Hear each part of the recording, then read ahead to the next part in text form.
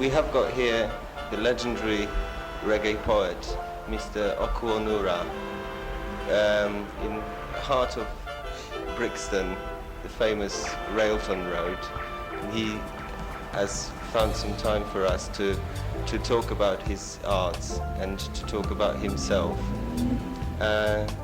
Could you tell us now a bit about your background, how it started, about your family, and how to make a bit closer, to make your person a bit closer to the Polish readers and listeners? Well, first of all, I was born in 1952, on the 9th of March, in Kingston, the capital of Jamaica. My father, just like many Jamaican fathers, left my mother when I was very young. He came here to England, where he eventually died. I grew up in a working class here. My mother was a factory worker, and she is still a factory worker after 30 years. And I grew up with my mother and my grandmother. I had a very good childhood because I didn't have any more brothers and sisters until I was 14. My mother had another child, so it's just two of us. I attended the regular primary school, and I didn't go to a government school. I went to after I left primary school, I went to private schools, and then I eventually went on to high school. And I've always found that I was disturbed by the conditions of my friends, people who were not well off. You know, I wasn't well off, but you know, I was comfortable in that I had food to eat. And many of my friends, they came from very large families, 5, 6, 7 brothers and sisters, living in very small rooms and all that. From a very early age, I always found myself involved in attempts to help people. It was this spirit, it was this spirit which led me in 1967, along with some other brothers, to start a school called Tafarai. And this school was not supported by any government agency or any political party whatsoever. And at this school, we used to teach children who were backward in their normal school lessons, because the educational system in Jamaica then and now, you know, was very, very deplorable. And we found out that because of the overcrowded situation in the classrooms, a lot of children weren't learning as they should. So we started this school, which we had in the evenings after the regular school had finished, called Tafarai. And we gained the respect of the people in the community, because we did a lot of cultural work. And whenever the people had any problems, they would come to us. If a mother, for instance, had a son who was beaten up by the police, she would come to us, and we in turn would write a letter or would visit the police station and speak to the police inspector. We'd also write wall slogans on the streets. After a while, I got fed up. You know, I got tired of writing wall slogans and demonstrating. So a group of us, I along with several other friends, we decided that the only way to topple the system was to attack it directly. This led to our carrying out some raids on banks and post office, and we actually started to build a school physically. We actually started to build a school where we bought books, and we made allowances to pay to parents who, in our estimate, were in need of help. These activities eventually led to my arrest in 1970, 1 week after my 19th birthday. I subsequently escaped twice, and I was shot on the second occasion. And when I went into prison, the prison conditions was barbaric, you know. I mean, it was the same system that they were using in England in the 18th century. You know, I mean, it might sound far out, but for instance, they still apply the whip in Jamaica. punishment is like bread and water, like 3 days of just bread and water, or 4 days of bread and water. So it was very barbaric.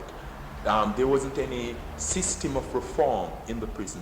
And when I looked around, my anger was still raging. And I examined myself and asked myself, what could I do positively to assist people to become conscious, to tear down the system, this decadent system, this backward system. And I came to a conclusion that to communicate, the medium of communication was very important, because you could communicate with people to let them know what was going on. So I decided to start to write, not poetry. I started to write poetry before I went to prison, but when I went into prison, poetry was like a valve to release the anger I felt in me. So I decided to do some journalism. So I started a course in journalism through a correspondence school, ICS, International Correspondence School.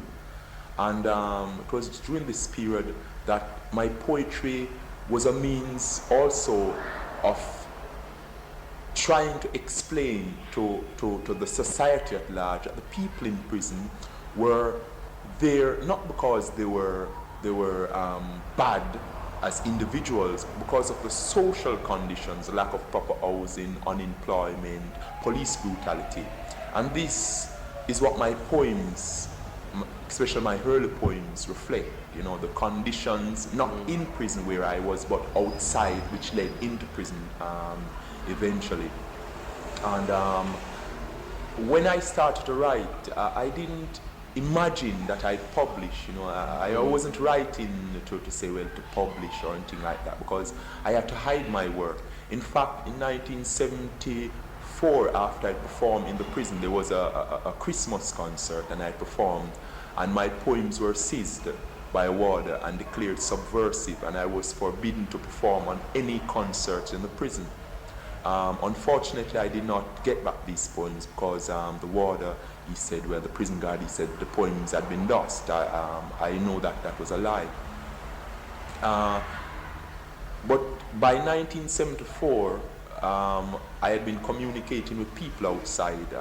There was a lady, a very beautiful lady. Her name is Barbara Gludon, and at the time she was the editor of the Star, and that was to me a very important thing, because many women in Jamaica at that time didn't hold high offices, they were like clerks, and they didn't hold very important posts.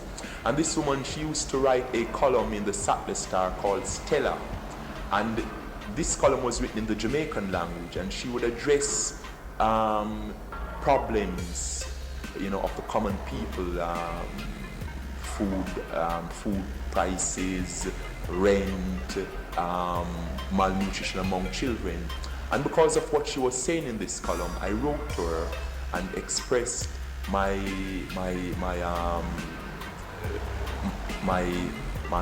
feelings. I told her that I appreciated what she was doing and that she should continue it. This eventually led to our communicating, writing to each other. All this was done on the ground. The letters had to be smuggled out. And then she eventually convinced me that my poems were worthy to be published. I doubted that at first, because they were like personal expressions. So by 1974, my poems were smuggled out. They were published in various periodicals, mostly radical periodicals, and they were read over the air.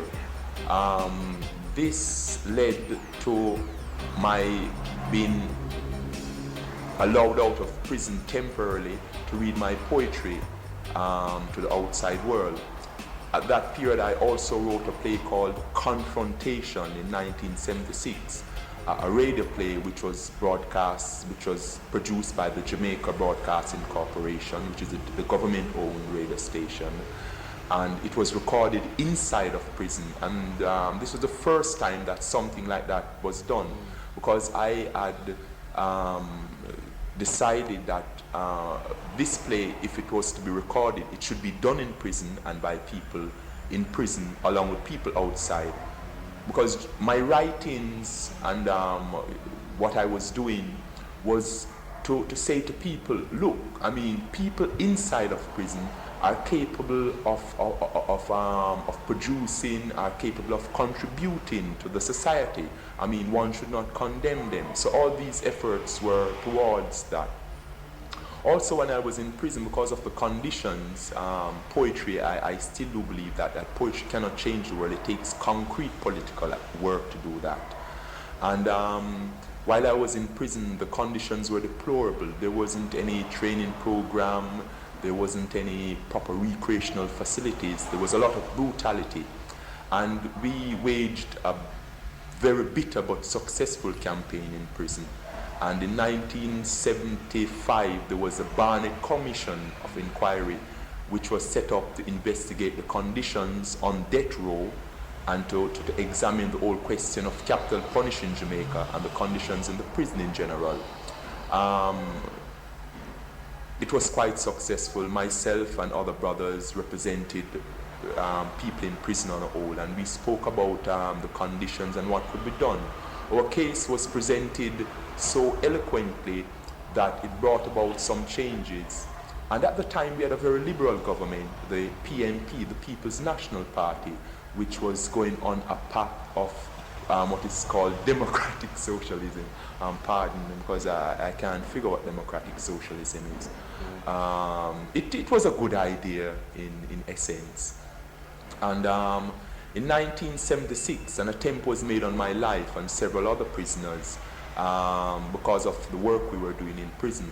And this led to a 3-day riot in the St. Catherine District Prison where I was housed.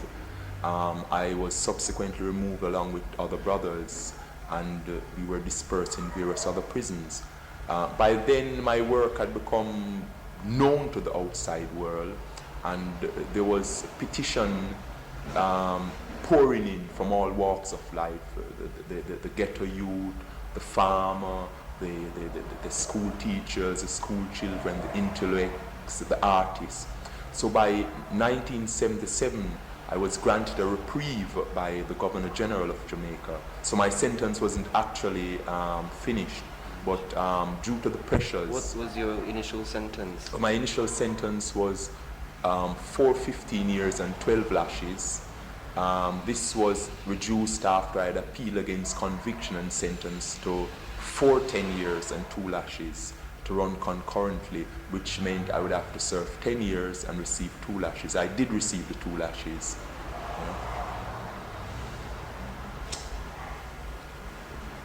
So by 1977, I was reprieved, and on the 1st of September, I walked through the prison gate, still labeled as a security risk prisoner.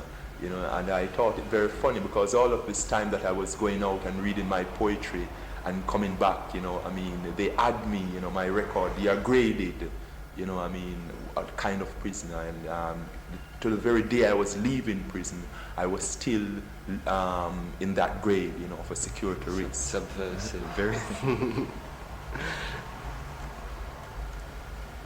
Right, and then, I mean, then from then on, you've become the person who is responsible for what is now known as dub poetry. You are one of the fathers of dub poetry, together with people like Michael Smith, Matabaruka, Linton Kwesi Johnson, and Jean Breeze.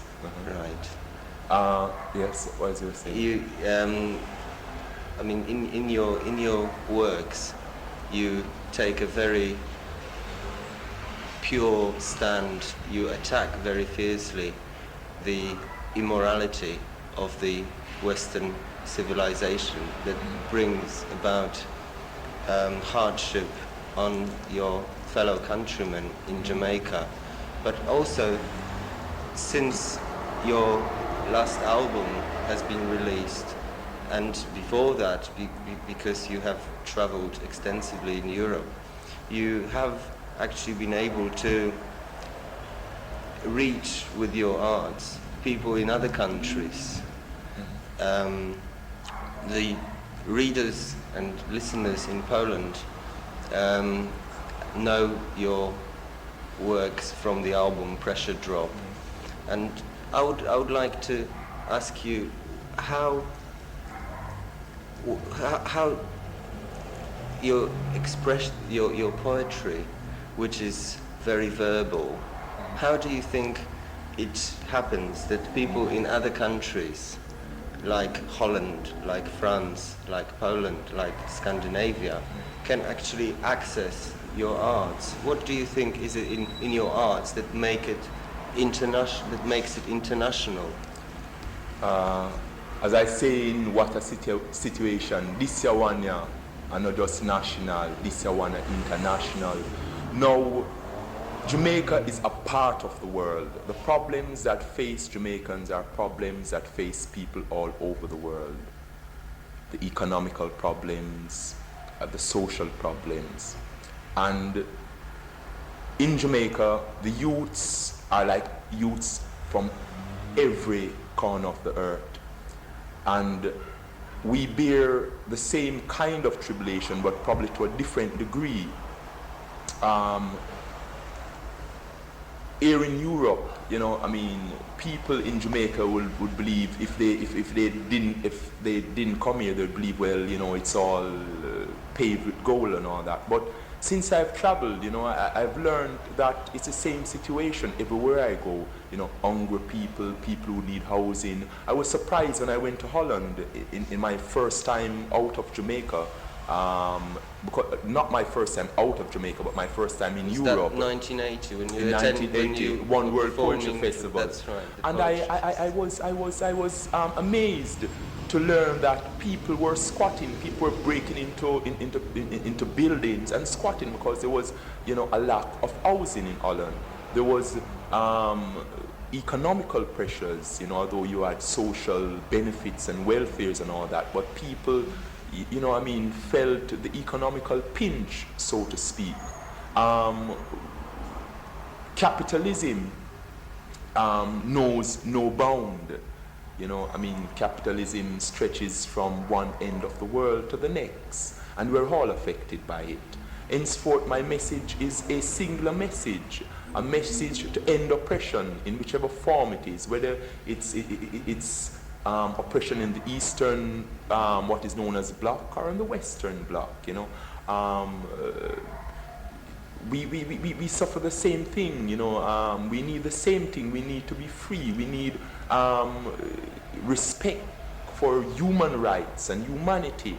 And this is what I'm talking about. Henceforth, you know, I mean, people all over the world can understand and do understand what I'm saying and appreciate what I'm saying.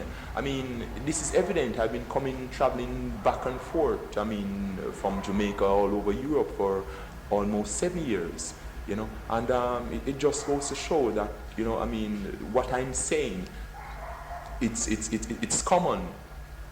And I regard it as something positive what I'm doing, because I don't write about imaginary things. I write about concrete reality. It's like holding up a mirror, reflecting what is happening.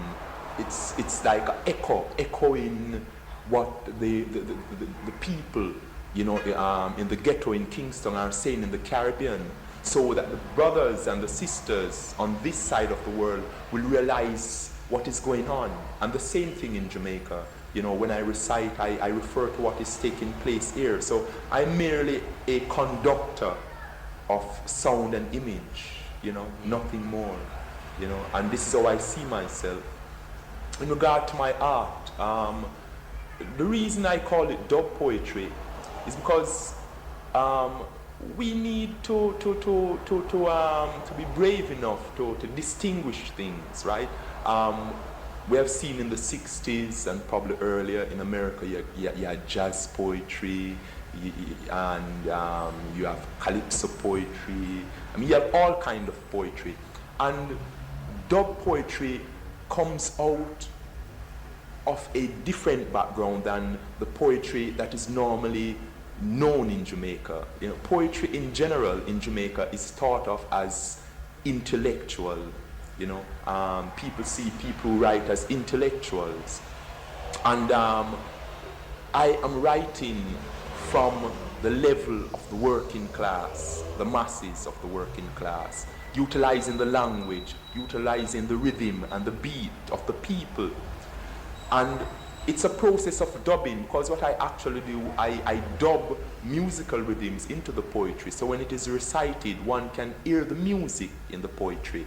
And to take it off, on a far out level, it's trying to dub out the unconsciousness of people and dub in some consciousness. So it's a whole process of dubbing that is taking place. Henceforth, I chose to use the phrase dub poetry to describe the kind of poetry that not only myself but contemporary poets who are using, of similar background like myself, who are using the people's language, the people's rhythm.